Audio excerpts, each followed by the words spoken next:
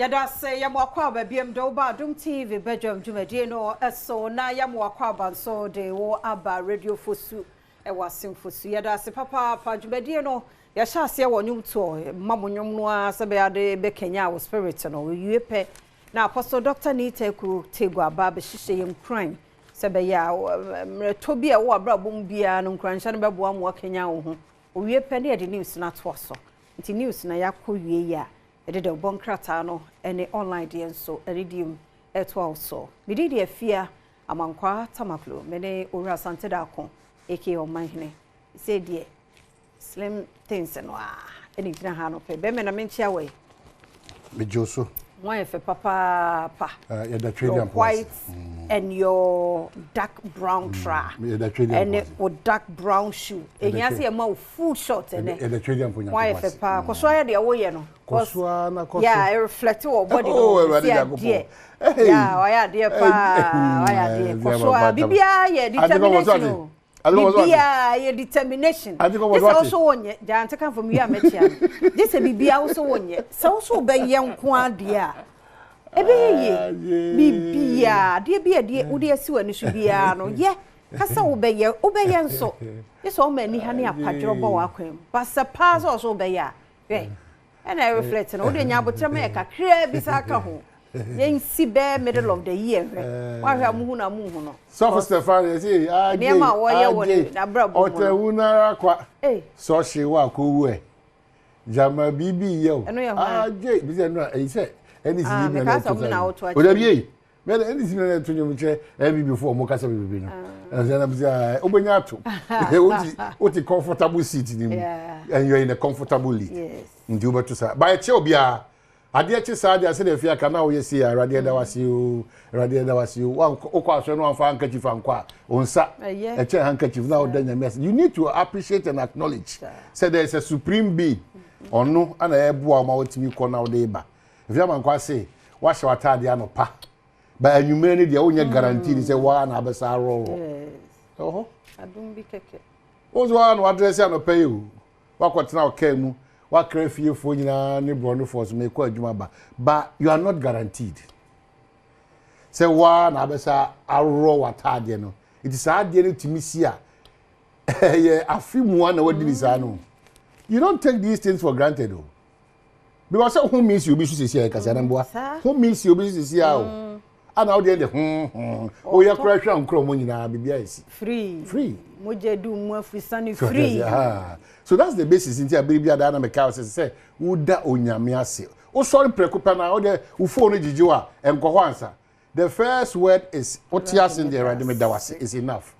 radime dawase ni wie pe de o pese o to aso ye bia no wotimi ye nti fosufo ya chia mo atifi mantem po ya to e ba bia ya chia obia mesra wo so a wo jebrede ye kasa ifa o kasa fidie so miehu na wo so ya acknowledge you say on me na ayefe fosufo am yate e bia na voter region form yate na northern region western north western central mo be yate na fe ya acknowledge mu na ya kasa ye ne mu na ehwibom na ya chichire o mines na bia betima konkan on the 6th of March so ni made na heba no ting so ni so ni dada ting aha ebe dia mo wo wa bo se enkwa bia bi bebam ti bra na say ayi adwene nkwan a ye de be ma wo abekwan nkati abekati ko to renom na ye ko like sugar kokko de na ape mo amusimu ni fufo no probo de bra medum nkwan no kra ma ye nkeke ya be ya adoma de wo hia no wasanka na wo ban so apa betira ye de be wo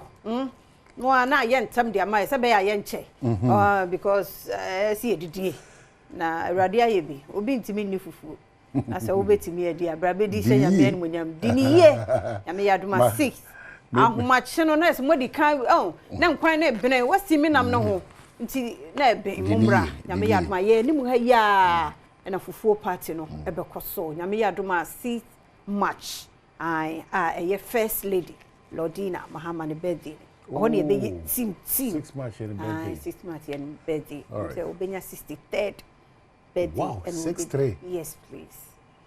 Lordina 6'3". Oh yeah. Goose.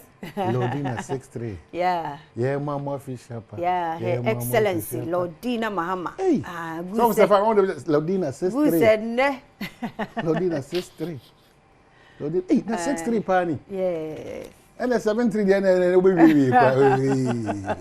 okay. 6-3 pana so bushi tema. Hey, na me shroud do papa. Onpaso. John Dramani Mama and Nimati Trentness, His Excellency. Wow, 6-3. Oh, yeah, guy. Onyame shroud. The Ghanaian Times they shall say, let's prioritize organic fertilizer in crop production. Professor Miller Anaka say need ye nyoma edeboa ma yimfudie no etimi nyini yi no yempe ade papa ebeboa ma na nyini a emphasize ohaw mu nsem no apomuden mu nsem no ba ene nyoma edi duedue ha ma na yi ubonwu na nyadoa ai say he na utwam a bare na mo ewo fa apro ayi aluguntugun e koto obi wo dodo wa kwan no kwabnada ho bre na pro ko wa ma na nyi eno o ka che say o de to honum kakra nyoma so mo de fra de mass aseno efu ne bo so de on sa nya common eyepa no so ye pa aluguntugun eyepa ayo ni leaf no ya no bi ebo pa yi inflammation no ne ade free ho wu nyini me ma me no me papa no me nananom ukoto dwenum ne ade wunya aluguntugun leaves ni bi na no na anom a eyepa ti ma so da yi fine hwehwe aluguntugun the leaves no na no na nom be fine to us for the Ghanaian Times any man say President Mahama Council of State main for no makasa madaro ma mo nim de esi da momma matamfo ne wona MP say o mehu bi pa free oni mo makasa momma mo hu nioma pa ne yepa enfri mfaso de a o ye Council of State member o de bre me man pay any o mine o de futu kase de abon any man so the government GJ to meet over journalist safety it's less than 2 months President Mahama abemu. Now Central Juman is under attack. Here Akwatia Ofusu Felix and rather obey Central for Shemu Jubilee House or the Nchiremu by GG Penyuswa Kasa and near Kuhia say Ikumi near Somushia na Anobaba because Ghana Health Service dedicates health desks at regional district hospitals to support persons with disabilities. Very, very important. They're massive for such an initiative. They break. 62. 62. Okay, 62. 62. Very good. 6 March. Whichever way, whether there's a 2 or 3, 60 zone. Yeah, 62. Wow. Yeah. Daybreak and so say we will ensure Akwatia MP complies with court ruling. In community for. We are court, I shall say, maybe on an MBA, Mufana, they were from court, aquatic court, and once and a minority that can say, a year, the era, and as coming, obey court and she say, and so, on also the Honsem Ediaba. And him say, ex-NSA bosses reject ghost names accusation. National Service Authority in Common Gusua, cousin pay for now under Sa, a cool, and Romsey, David. The Mukaka is in Nasubia. The Ayobia, then, or Kakanasa. Massive encroachment of Takrady Air Force Base land. Diana Busan says encroachment is here. And I'm paying for enough. You do a fast way, we see that we know. Now, Fina, yes, I know we actually. Because we continue to benefit from it. You're benefiting from it too. It's young car, Wapayum, Ajia, we are saying, near American about BBS, but we are wishing you. What was that called be done as the government is insensitive to them? It depends where you high man, young to be asked. Into your mind can't call him Puntu, dear, crock the John, Edding. The New Republican so Kasawaram say Galamsey boss battles retention. Oh, here I see. Martin, CEO, Minerals Commission, he parted, it was a papa, the more idea, and Carmine calls the Nina, no President John Dramani Mama, or any a poundful, one a bachelor. Now, I am a Ghana and Tiaboise. We have one Ghana. Did be other mechanic Pakubi or NBC, more, not MPP brain, not me, my dream, no, I think Nipa Ba community, 80 minutes I'll be out now, no Mudi or Mujimo Moody. Sa Pepe, Obi say Ghana, a Minerals Commission, Papa, Obi, dear dance. Aokeka out their shame, especially the local content. A new model donor what J free a year I'm only for Abesha Ghana for, but another year, and yes. Ghana education shake up needed. Massive rot at ECG. They be and as I say, ECG chrono, na ketasishe, abambeba. How are we limiting these things? It's our lip service. Obi about Kabi. Kasepa, daddy, my mimi. They be other man paid you be back. No most what actually. No one the country will say, or more a day or more could to me, no. Or more side or more to me. So. You are more combated to me. Jefranco, she say, you know, say ne na machire bokwa amanfo ne dide sisi sa da tie abrabo omo hihye multimedia na nka se gomu didem omo to omo no me na efia mankwa ne gina yo me na efia mankwa ne gina ene ye ji France na adomi eti wan tie abrabo na se sa nyamye ni mikurenye de bia da be ha obetete a infrastructure bia eniso. The Chronicle the Obakata de ba o say NDC chairman caught in Galamsey web asimisa Adamus Resources says he has invaded its concession in Tempa Galamsey Evaledra Ajomoro. NDC jumps to the defense of the chairman and also NDC ko so David the was a concern we so say NDC chairman ya chin so Galamsey ana anti ho asem Galamsey to kwane de so you say McCarthy will say and sites are MPP for cover nyina illegal nyina no se okwa proba sa sites nyina na fia NDC for so cover ho nyina enti no institutions no bia anya enka hwe obi anya hwe o de ma ban sisa mrabu ha EP for be ye adwuma yoko bia aban sisa e dia efia betime disika bia o Ghana bia na se no me katro bia asase ane de problem bia ni be kakra na settle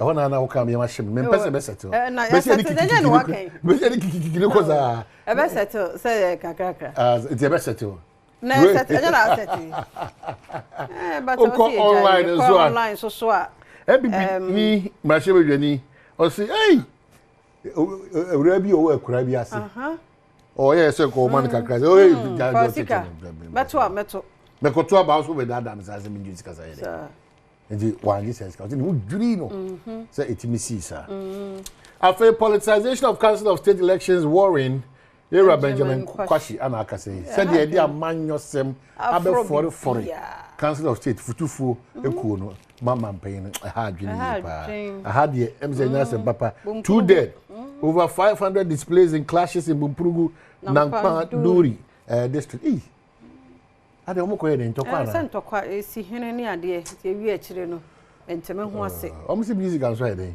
musical vice president gives details on insurance oh good oh good ya bompae say ebeti medina no ni asem no ebeti medina era Afenyo so say no a muhu no wa ha e no wo kasa no say obesiu say in case say the property bi be pie ora no mu a maso be hye pa nti e no so ehu asem e no na me kai nana engineer nana atwata yes on the second second second third yeah on the second okay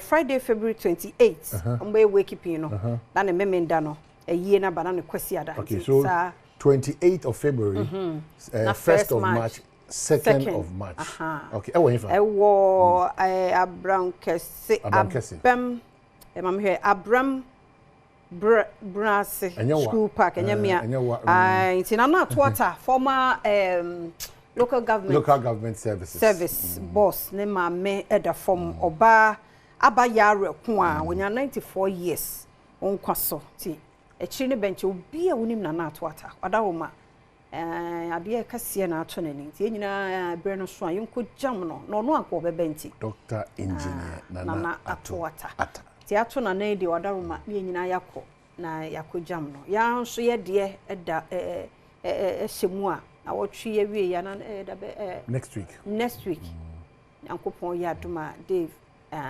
Jutes lokako pe no krabre na yire ni abusua won shedin won kafra papa mo ya won kafra pa ti no no se mura no na aso no ti ye da radio fosufo ase papa se moje bre na mutie de bonkrata no ene online de no wonso ba bia wo bia woje bre ehwe ye tie ye da sinti wo hunu ne ekoso nti wo pia at least wonim ne ekoso o mamu na yebusa ho asem bia wonso atimi anya bidia ma wo ye kwa agudie mu nsam kejuwa na nkasa to aso health tips no egusu edi sisie no ho nkomo sisie na ne kura ye tisi wa mo ho ban pe na edwonku esa wo ya akademu ano no ntwema ne nu saati bia no mu ansa tie nkomo no efiri juada no abepem ne ye di no na ochina so adom ne dom ye ya na de pachi ya oso asa tie bia wie pe ahosepe ebeba afi nkomo ba akumienu bi bewura mu na asemidi ka ba na afi pensem mu ato aso eno ne ye ka ebomu ye na boa sebedwem ti koso men na ha gidigidi bi anim atenie bi anim nsɛm a wote a